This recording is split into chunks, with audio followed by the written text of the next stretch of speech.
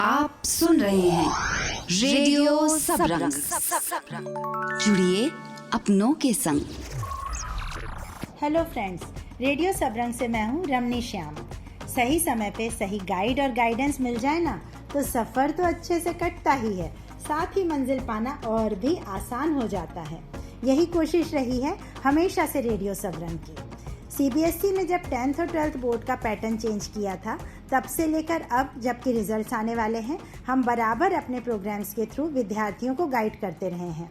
इसी सिलसिले में हमने करियर काउंसलिंग सीरीज भी स्टार्ट की, जिसके लास्ट 2 एपिसोड्स में आपने ह्यूमैनिटीज़ और कॉमर्स में क्या क्या ऑप्शंस हो सकते हैं वो सुना। आज हम फिर से ज्योति नायर जी के साथ हैं, जो कि एक एक्सपीरियंस्ड करियर काउंसलर हैं और करियर वर्सिटी की फाउंडर भी। उनसे हमने साइंस के विद्यार्थियों की कुछ क्वेरीज पूछी। उन स्टूडेंट्स के लिए जो साइंस ले लेते हैं, उनके लिए कहेंगे कि ऑप्शंस बहुत हैं। प्योर साइंसेज में ना जाके आप साइंस की एलाइड फील्ड्स में जा सकते हैं, जैसे स्पोर्ट्स साइंसेज है, फोरेंसिक है। जैसे जो पीसीबी लेते हैं, अगर डॉक्टर्स में आप नहीं जाना चाहते हैं, आप हेल्थ एंड न्यूट्रिशन में जा सकते हैं, फोरेंसिक साइंसेज में जा सकते हैं। इस तरीके के फील्ड्स हैं। जो इंजीनियरिंग ना करके डेटा एनालिटिक्स में जा सकते हैं, आप डिज़ाइनिंग में जा सकते हैं, एनालिटिक्स में जा सकते हैं। इस तरीके की एनालिटिकल केमिस्ट्री, फिजियोथेरेपी, फार्मेसी, ये वाले फील्ड्स हैं जिनमें students pure sciences, doctors, engineers ना बन के इन फील्ड्स में। बायोकेमिस्ट्री है पीसीबी के स्टूडेंट्स के लिए।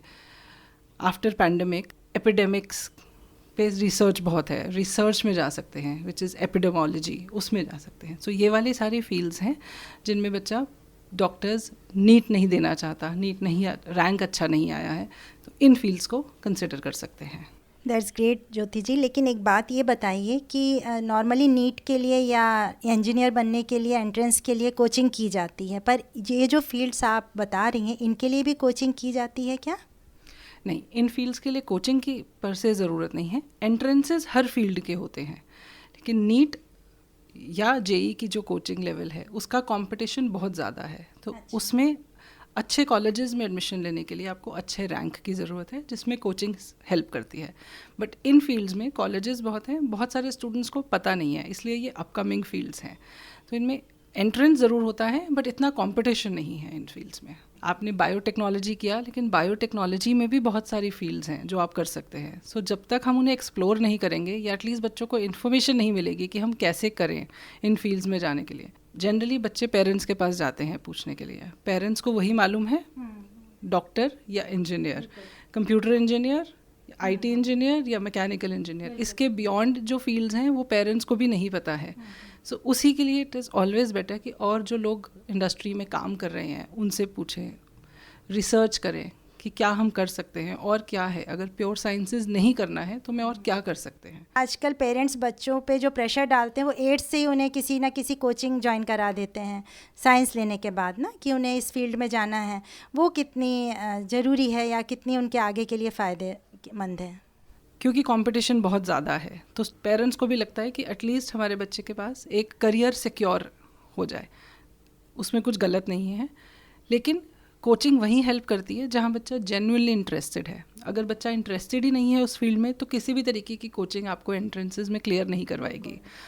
और कई स्टूडेंट्स कोचिंग ज़रूरत वहीं पड़ती है जहाँ आपके बेसिक्स क्लियर होने चाहिए। जनरली होता है कि बाय द टाइम हम 12th में आते हैं, हम 9th और 10th के बेसिक्स भूल चुके होते हैं। सो कोचिंग हेल्प करती है हमें उन बेसिक्स को ब्रश अप करने के लिए। और अगर हम एक अच्छे कॉलेज में, अच्छी यूनिवर्सिटी में अच्छा रैंक चाहिए हमें, सो ये कोचिंग अनडाउटेडली बहुत फ़ायदेमंद है। कुछ बच्चे एक बार में एंट्रेंस क्लियर नहीं कर पाते, फिर वो डिप्रेस्ड हो जाते हैं। ऐसे में आप उन्हें क्या एडवाइस देना चाहेंगी? मेरी एडवाइस उनको यही रहती है कि वी शुड लुक बियॉन्ड। एक एंट्रेंस से आपकी लाइफ ख़त्म नहीं हो जाती है। हाँ, हम इमोशनली बहुत इन्वेस्ट करते हैं जब 1 साल, खाली बच्चा ही नहीं, उसके साथ उसके पेरेंट्स, फैमिली भी बहुत इन्वेस्ट करता है उसमें, और एक्सपेक्टेशंस बन जाती हैं। But this is not the end of the world. अगर हमारा एक एंट्रेंस क्लियर नहीं हुआ, हम और बहुत सारे एंट्रेंसेस हैं वो कर सकते हैं। Somebody who is totally determined कि मुझे यही करना है, हमेशा गैप दे करके नेक्स्ट ईयर अटेम्प्ट कर सकते हैं दोबारा। बच्चे अब्रॉड जाने के लिए बड़े परेशान रहते हैं 12th करते ही ना, तो सेट और आइल्स वगैरह देने की कोशिश करते हैं, तो ये कैसे मदद करेगा उनकी बाहर जाने में या आगे पढ़ाई में?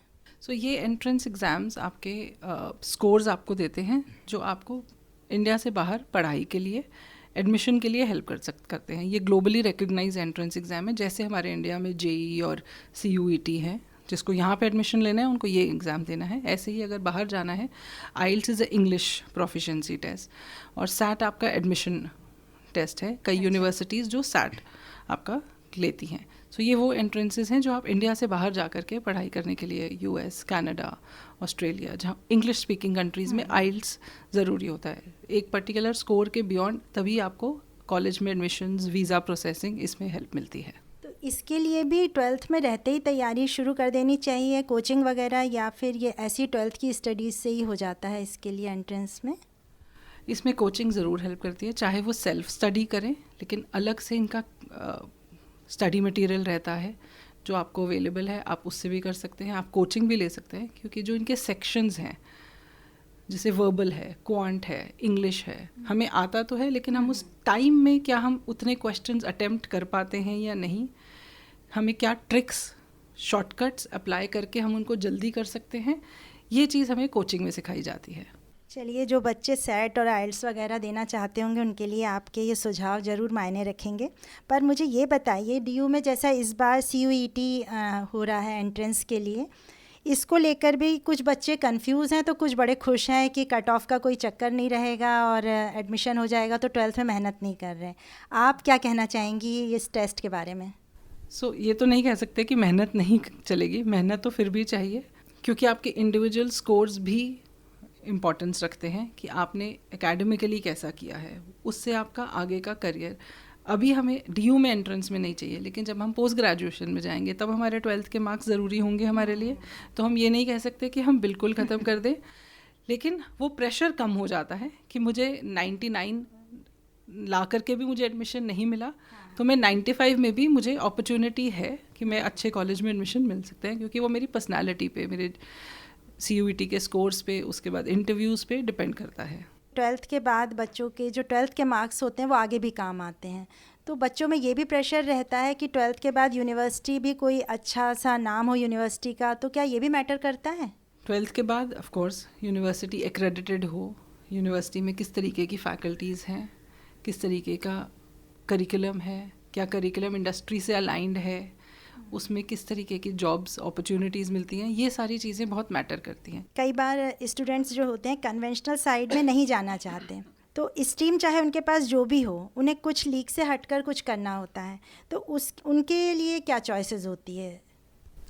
जनरली जो देखा है स्टूडेंट्स में, हम एक कोर्स तो चूज़ कर लेते हैं, बट उसके साथ साथ हमारे इंटरेस्ट डेवलप हो जाते हैं। जैसे मैं कुछ स्टूडेंट्स को जानती हूँ, वो इकोनॉमिक ऑनर्स कर रहे हैं, लेकिन उनका इंटरेस्ट डांस है। आप डांस में भी साथ में आप सर्टिफिकेशन कर सकते हैं और आपका करियर बन सकता है। ये जो एक्स्ट्रा करिकुलर्स, जो पहले हम जिन्हें ज़्यादातर एक्स्ट्रा करिकुलर्स कहते थे, ये अब मेन स्ट्रीम में आ चुके हैं। Photography is no longer a hobby, ये अब एक करियर हो चुका है। आर्ट, डिज़ाइन, डांस, कोरियोग्राफी, ये सब एक करियर्स हैं, जिसको अगर हम तरीके से इसमें पढ़ाई करें या उसके कोर्स सर्टिफिकेशन चाहे शॉर्ट टर्म करें, हमें उसकी एक्सटेंट, डिटेलिंग और काफ़ी चीज़ें पता चल जाती हैं, जिससे हम उसको अपना करियर चॉइस बना सकते हैं। और अब क्योंकि इनमें अपॉर्चुनिटीज़ अभी भी बहुत है, तो ये मेन स्ट्रीम से हटके हैं, जिसमें आपको कंटिन्यूसली पढ़ाई वाला नहीं है, लेकिन आपके इंटरेस्ट का है, so you will enjoy that also. Thank you Jyoti ji. उम्मीद है आपके साथ किया गया यह कॉन्वर्सेशन विद्यार्थियों को उनके करियर सिलेक्शन में थोड़ी सी हेल्प डेफिनेटली करेगा। ज़्यादा जानकारी के लिए आप ज्योति जी से www.careerversity.com पे भी कांटेक्ट कर सकते हैं। दोस्तों, मानसून का सीज़न आ चुका है, आप अपनी सेहत का ध्यान रखें और स्वस्थ रहें। Thank you. आप सुन रहे थे रेडियो सबरंग। जुड़िए अपनों के संग।